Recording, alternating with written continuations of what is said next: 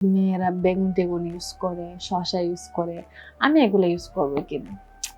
তো আসলে পুরুষ মানুষের স্বাদ তো আর এইভাবে পাওয়া যায় না, কারণ এটা তো আপনারা সবাই জানেন যে পুরুষের স্বাদ কখনো এগুলা হয় না। তো এগুলা দিয়ে কখনো স্বাদ মিটে না, সেই জন্য আমি আর এগুলা করি না। কিন্তু আমার একা একা রাতে ঘুম হয় না। আমার জামাইকে আমি কত বোঝাই, কিন্তু সে বোঝে না। সে বলে যে আমি তো আসবো, এইটা সেটা, কিন্তু সে আসতেই চায় না। তো তার সাথে এগুলো নিয়ে আমার অনেক রাগারাগি হয়, ঝগড়া হয়। হওয়ার পর আমরা অনেক কিছু বলি, অনেক কিছু বুঝাই।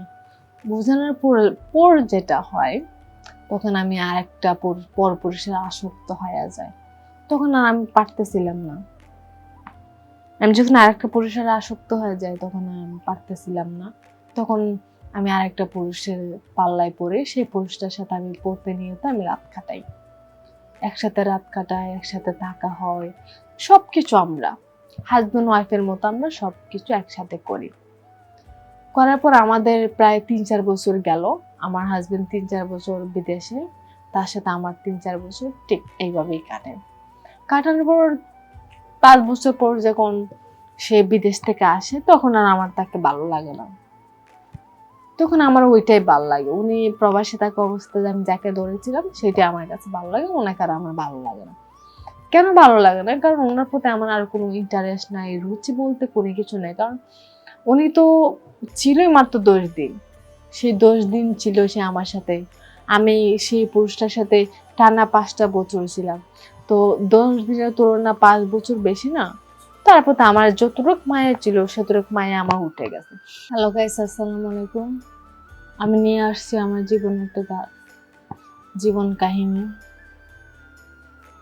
আমি একজন ধার্মিক মেয়ে, ৫ ওয়াক্ত নামাজ পড়ি, রোজা রাখি, পর্দা করি। আমার বিয়ের ১০ দিন পর আমার হাজবেন্ড চলে যায় বিদেশে। বিদেশ যাওয়ার পর আমি তাকে বলি যে এতদিন তো একা ছিলাম, সিঙ্গেল ছিলাম, তেমন একটা বুঝিনি। এখন তো বিয়ের মজা বোঝায় দিয়ে তুমি চলে গেলে বিদেশে, তখন আমি কি বলি? তো সে কিছু বলে না, সে মুচকে মুচকে হাসে। সে বলে যে আমি তো আসবো ১ বছর পর, আসবো ২ বছর পর, ৫ বছর পর, এরকম ভাবে তো আসবো, তাই না? তো সে আমাকে অনেক কিছু বুঝায়, কিন্তু আমার তো এইসব বুঝি না। তখন আমি আমার ভাবিরা বলে যে উম, অনেক কিছু বলে আমার ভাবিরা। তো আমি এগুলা কিছুই বুঝি না। না বুঝার পর আমি চিন্তা করলাম যে মেয়েরা বেগুন টেগুন ইউজ করে, শসা ইউজ করে, আমি এগুলো ইউজ করবো কিনা। তো আসলে পুরুষ মানুষের স্বাদ তো আর এইভাবে পাওয়া যায় না, কারণ এটা তো আপনারা সবাই জানেন যে পুরুষের স্বাদ কখনো এগুলা হয় না। তো এগুলা দিয়ে কখনো স্বাদ মিটে না, সেই জন্য আমি আর এগুলা করি না। কিন্তু আমার একা একা রাতে ঘুম হয় না। আমার জামাইকে আমি কত বোঝাই, কিন্তু সে বোঝে না। সে বলে যে আমি তো আসবো, এইটা সেটা, কিন্তু সে আসতেই চায় না। তো তার সাথে এগুলো নিয়ে আমার অনেক রাগারাগি হয়, ঝগড়া হয়। হওয়ার পর আমরা অনেক কিছু বলি, অনেক কিছু বুঝাই। বোঝানোর পর যেটা হয়, তখন আমি আর একটা পরপুরুষের আসক্ত হয়ে যায়। তখন আর আমি পারতেছিলাম না। আমি যখন আরেকটা পুরুষের আসক্ত হয়ে যাই, তখন আর আমি পারতেছিলাম না।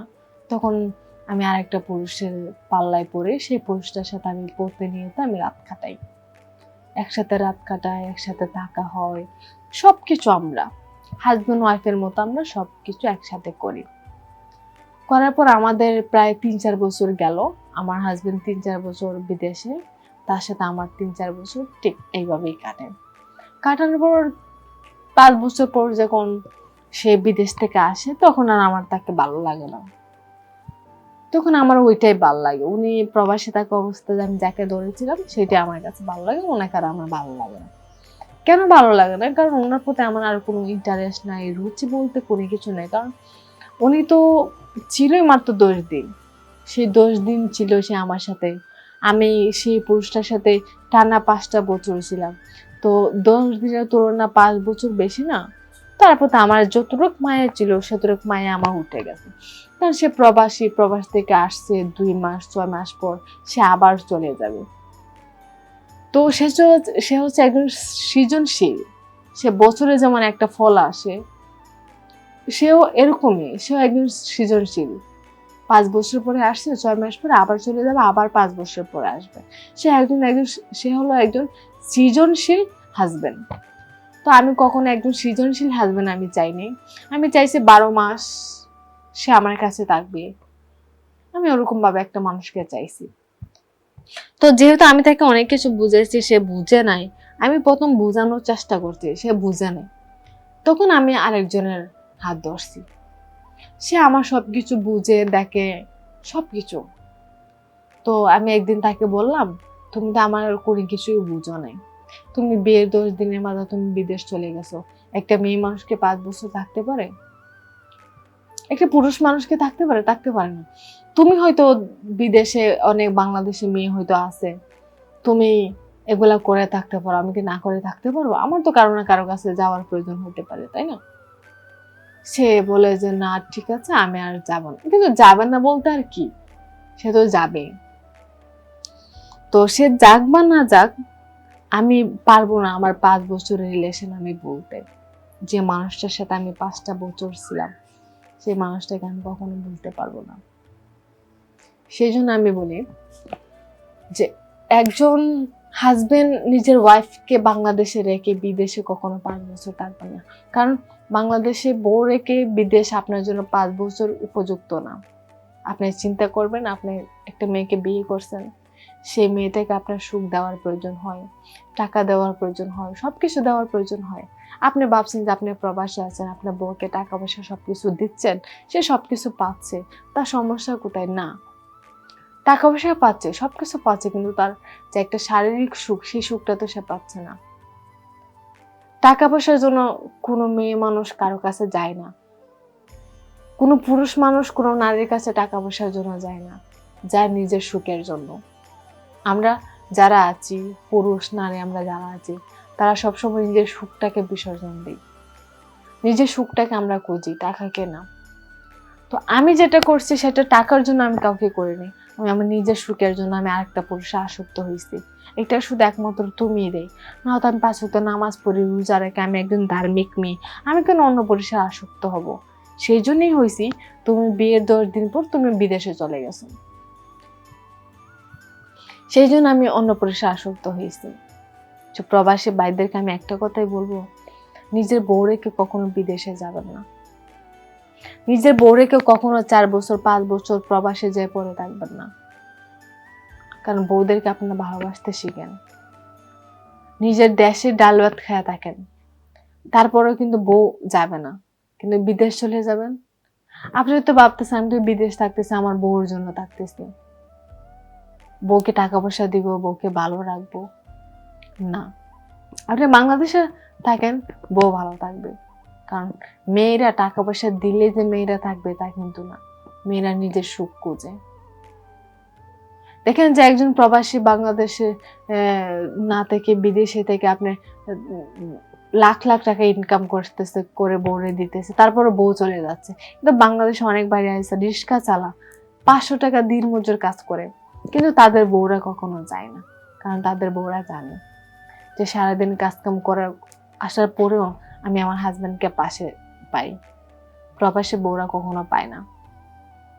সেজন্য প্রবাসী বউরা বেশিরভাগ বউরাই চলে যায়। আর আপনারা বলেন মেয়েরা ভালো না, মেয়েরা এক নারে আসক্ত হয় না। মেয়েরা এক পুরুষে আসক্ত হয়, কে হয় না? হয় যদি আপনি তার পাশে থাকেন। যদি বিদেশে পড়ে থাকেন, প্রবাসে যান, তাহলে সেই নারীরা কখনো এক পুরুষে আসক্ত হয় না। মেয়েদের একটা চাহিদা আছে, যেমন পুরুষদের আছে। পুরুষরা চাইলে একটা মেয়ের কাছে যেতে পারে, কিন্তু নারী চাইলেও যেতে পারে না।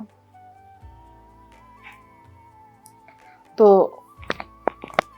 প্রবাসীর বউদের কষ্টটা আপনারা একটু বুঝবেন। আপনারা বছর পর বছর কখনো প্রবাসে থাকবেন না। হ্যাঁ, আপনি প্রবাসে গেছেন, আপনি বিয়ের আগে যান, বিয়ে করার পর আর প্রবাসে যান না। কারণ একটা ভালো মানুষ যদি আপনি পান, সে মানুষটা চলে যাবে শুধু একটাই কারণ, আপনি প্রবাসী, আপনার জন্য প্রবাস উপযুক্ত না, সেই জন্য সে আপনার সাথে আর থাকতে চাবে না। তো আমি একটাই কথা বলবো যে আমি অন্য একটা পুরুষের আসক্ত হয়েছে শুধু একমাত্র আমার হাজবেন্ডের কারণে।